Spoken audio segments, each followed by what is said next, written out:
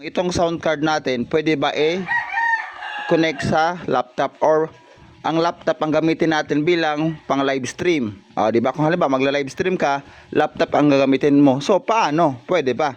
Yes, pwede po. So, ang gamit ko ngayon is BonQ Digit20. Ito po yun, guys.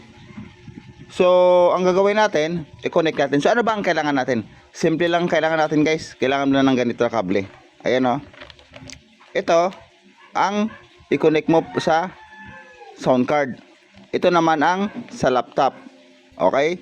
Ganun lang siya kasimple, guys. So, ganito lang gagawin mo. Ito sa laptop. Ayan.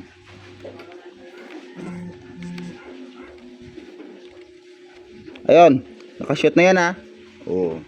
So, dito naman. Ito. Dito yan, guys. Kung may makikita kayong ganito. Ayan, o. OTG-PC, dyan mo po isalpakin, guys.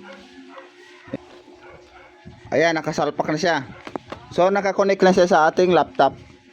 Okay? Nakakonect na sa ating laptop. Ang gagawin natin ngayon, siyempre, maggawa na tayo ng video. Okay. So, yung ano ko, ayan. Sound check. Ayan, sound check muna tayo. Ayan po yung camera natin, guys. Medyo ano siya, medyo blurry kasi luma naman to ano ko eh. Ayan. So ayan, nagre-record na yan. Sound check, mic test. Mic test, mic test.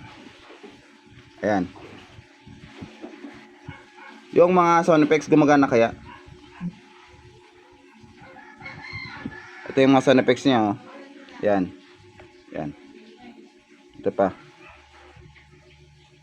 Ito naman yung ano. Ayun, no. Gumagana nga, guys. Merry Christmas. So ayun, guys.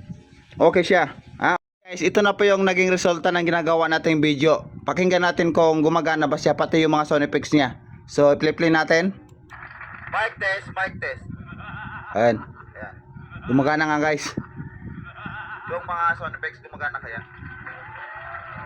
Di ba? Gumagana nga. Ayan, pwede guys. Okay siya. Mahina lang yung speaker ng laptop ko, guys. Mahina lang talaga yung speaker niya.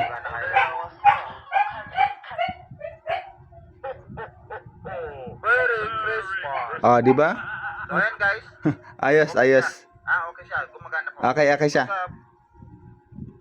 Okay, guys. Okay, gumagana po siya, gumagana. So, ang gamit lang natin dyan is BonQ Digi20. Ito yung gamit ko, guys.